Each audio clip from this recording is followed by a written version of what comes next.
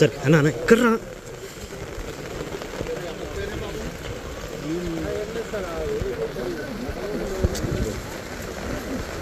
ఏయ్ బ్యాక్ రా.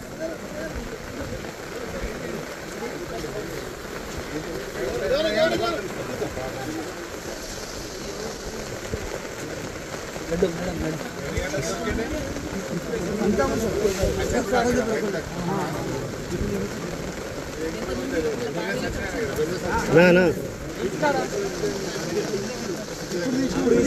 ఇప్పుడే తీసినాం ఆర్బిటలే హాస్పిటల్ ఇంకా చెప్పలేము సార్. ఇప్పుడు ఫోన్ చేసి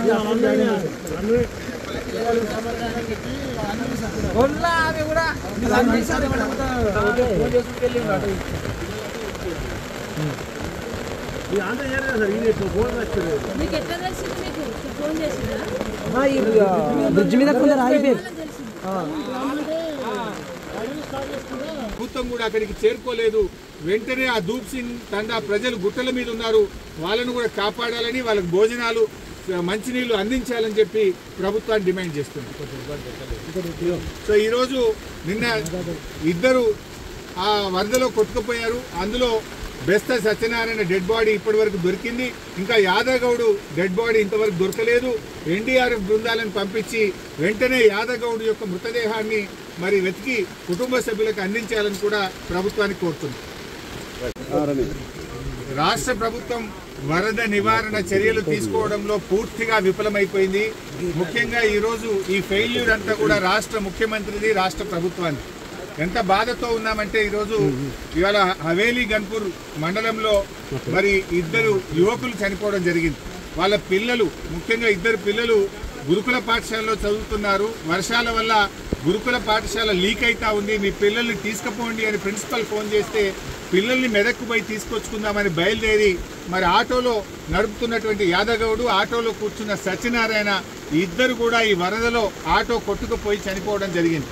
ఆ ఇద్దరు దాదాపు కొన్ని గంటల పాటు కరెంటు పోలు పట్టుకొని ప్రభుత్వం నుంచి ఏదైనా సహాయం అందుతుందా, హెలికాప్టర్ వస్తుందా, ఎన్డీఆర్ఎఫ్ బృందాలు వస్తాయని 4-5 గంటలు ఎదురు చూశారు. కరెంటు పోలు మీద నుంచి ఫోన్లు కూడా చేశారు. కానీ కలెక్టర్ గారు కానీ జిల్లా యంత్రాంగం ఎవరు స్పందించలేదు. మధ్యాహ్నం 2 తర్వాత కరెంటు పోలు కూడా వరద ఉధృతికి పడిపోయి ఆ వరదలో కొట్టుకొని ఆ ఇద్దరు కూడా చనిపోవడం జరిగింది. అంటే ఇది కేవలం ప్రభుత్వ వైఫల్యం. నిన్న ఒక మంత్రి గారు మాట్లాడుతూ అంటాడు, హెలికాప్టర్ అంత అవసరమైతే తప్ప వాడద్దట, మీరు మాత్రం పెళ్లిలకు వాడండి, బీహార్లో రాజకీయాల కోసం వాడండి, మీ సొంత కార్యక్రమాలకు వాడుకోండి. ఆనాడు ఖమ్మం జిల్లాలో కూడా హెలికాప్టర్ పంపకపోతే ప్రాణాలు పోయినాయి. ఇవాళ మెదక్ జిల్లాలో కూడా సకాలంలో హెలికాప్టర్ రాక ప్రజల ప్రాణాలు పోయినాయి. అంటే ప్రభుత్వం ముందస్తు చర్యలు తీసుకోలేదు. నిజాం సాగర్లో ఈ వరద ఉధృతిని చూసి గేట్లెత్తి ముందుగానే నిజాం సాగర్ను ఖాళీ చేసి ఉంటే బ్యాక్ వాటర్లో ఇంత నష్టం జరిగి ఉండేది కాదు. అటు ఇంజనీరింగ్ లోపం ఉంది, ప్రభుత్వ వైఫల్యం ఉంది. నిన్న ముఖ్యమంత్రి గారు ఇంత వరదలు వస్తుంటే వీడియో కాన్ఫరెన్స్ పెట్టి అత్యవసరంగా రివ్యూ చేయాల్సిన ముఖ్యమంత్రి ఆయన మూసీ సుందరీకరణ రివ్యూ చేస్తున్నాడు. ఇవాళ పొద్దున్న లేచి ఆటల పోటీల గురించి రివ్యూ చేస్తుంది. ఒక దిక్కు ప్రజల ప్రాణాలు పోతున్నాయి, తాగడానికి నీళ్లు లేవు. హవేలీ గన్పూర్లో నిన్నటి నుంచి కరెంటు లేక 7-8 గ్రామాల ప్రజలు మంచినీళ్లు లేక వర్షపు నీళ్లను ప్లేట్లలో గ్లాసులలో పట్టుకొని తాగుతున్న పరిస్థితి ఉన్నది. ఇవాళ రేపు అంటురోగాలు ప్రబలేటువంటి అవకాశం ఉంది. వచ్చే 24 గంటలు ఇంకా పెద్ద ఎత్తున వర్షాలు ఉన్నాయని వాతావరణ శాఖ చెప్తా ఉంది. ప్రజలు ఇబ్బందుల్లో ఉన్నారు. ప్రభుత్వం ఇప్పటికైనా మేల్కొని అత్యవసర చర్యలు చేపట్టి ప్రజలను కాపాడుకోవాలి. ప్రజలకు త్రాగునీరు అందించండి, ప్రజలకు అవసరమైన ఆహార పొట్లాలను పంపించండి, హెలికాప్టర్లను అందుబాటులో పెట్టండి. ఎందుకంటే బాగా తడిచి ఉన్నది, ఇప్పటికే నీటి ప్రవాహం ఉంది. ఇంకా వర్షం ఏమన్నా కొద్దిపాటి వర్షం ఎక్కువ పడ్డా కూడా మరి చెరువులు కానీ తెగేటువంటి ప్రమాదం ఉంటుంది. కనుక అన్ని జాగ్రత్తలు ప్రభుత్వం తీసుకోవాలని చెప్పి కోరుతా ఉన్నాం. ఏదైతే పంట నష్టం జరిగిందో ఒక్కొక్క రైతుకు ఎకరానికి 25,000 రూపాయల సహాయం అందించాలని కోరుతున్నాం. చనిపోయిన ఆ 2 కుటుంబాలకు కూడా ఒక్కొక్కరికి 25 లక్షల ఆర్థిక సహాయం అందించాలని కోరుతున్నాం.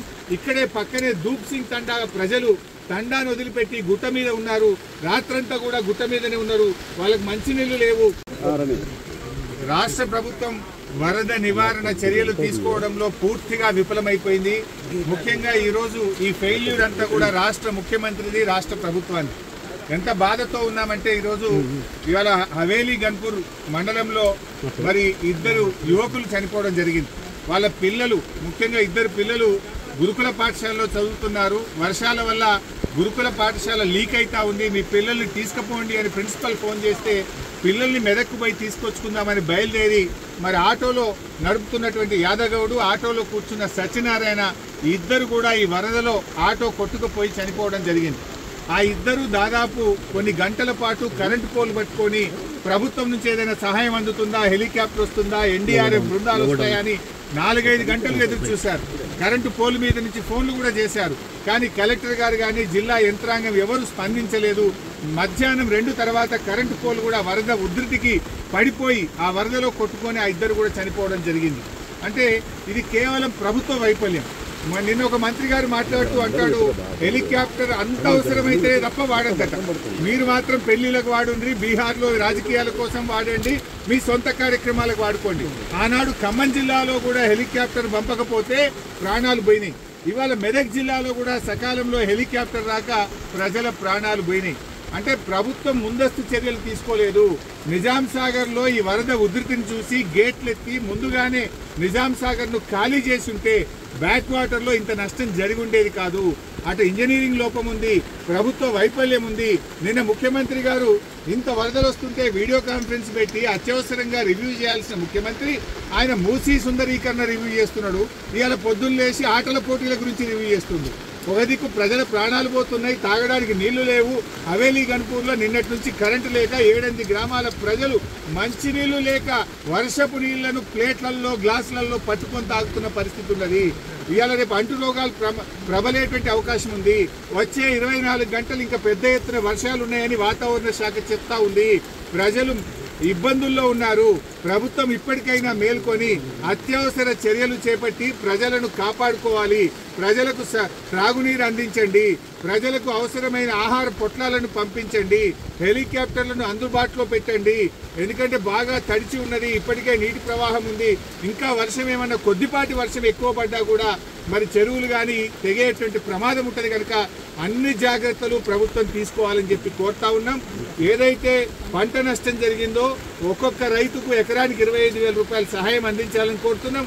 చనిపోయిన 2 కుటుంబాలకు కూడా ఒక్కొక్కరికి 25 లక్షల ఆర్థిక సహాయం అందించాలని కోరుతున్నాం. ఇక్కడే పక్కనే దూప్ సింగ్ తండా ప్రజలు తండాను వదిలిపెట్టి గుట్ట మీద ఉన్నారు. రాత్రంతా కూడా గుట్ట మీదనే ఉన్నారు. వాళ్ళకి మంచినీళ్లు లేవు. ప్రభుత్వం కూడా అక్కడికి చేరుకోలేదు. వెంటనే ఆ దూప్ సింగ్ తండా ప్రజలు గుట్టల మీద ఉన్నారు. వాళ్ళను కూడా కాపాడాలని, వాళ్ళకి భోజనాలు మంచినీళ్లు అందించాలని చెప్పి ప్రభుత్వాన్ని డిమాండ్ చేస్తుంది. సో ఈరోజు నిన్న 2 ఆ వరదలో కొట్టుకుపోయారు. అందులో బెస్త సత్యనారాయణ డెడ్ బాడీ ఇప్పటి వరకు దొరికింది. ఇంకా యాదగౌడు డెడ్ బాడీ ఇంతవరకు దొరకలేదు. ఎన్డీఆర్ఎఫ్ బృందాలను పంపించి వెంటనే యాదగౌడు యొక్క మృతదేహాన్ని మరి వెతికి కుటుంబ సభ్యులకు అందించాలని కూడా ప్రభుత్వానికి కోరుతుంది.